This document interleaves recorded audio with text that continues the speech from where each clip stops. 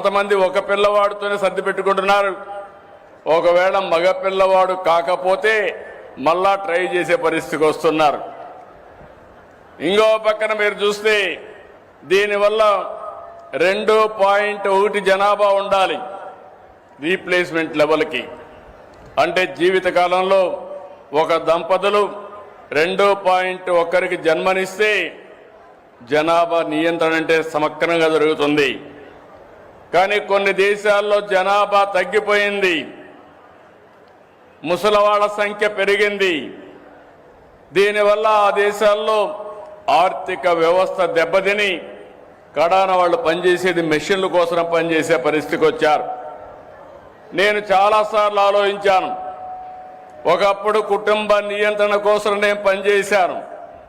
ఈరోజు మళ్ళీ పిల్లలి సంపద, పిల్లల కోసం మనం అందరం కూడా కృషి చేయాల్సిన అవసరం వచ్చిందని మీ అందరికీ తెలియజేస్తున్నా. అందుకని నేను ఇంకొక నిర్ణయం కూడా చేసుకొని నెలలో వస్తున్నా మీ దగ్గరికి. మూడో చైల్డ్కి 30,000 రూపాయలు పుట్టిన వెంటనే ఇస్తాం. 4వ చైల్డ్కి 40,000 రూపాయలు ఇస్తాం.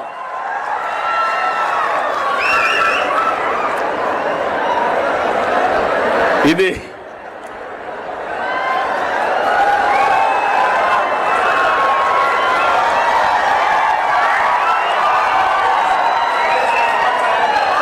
ఏంటి? ఇది కరెక్ట్ అయిన నిర్ణయం అని మిమ్మల్ని అడుగుతున్నా. మా ఆడబిడ్డలు చెప్పండి అమ్మా, మీరేమంటారు? మీరే సృష్టికర్తలు, మీరు లేకపోతే సృష్టి లేదు.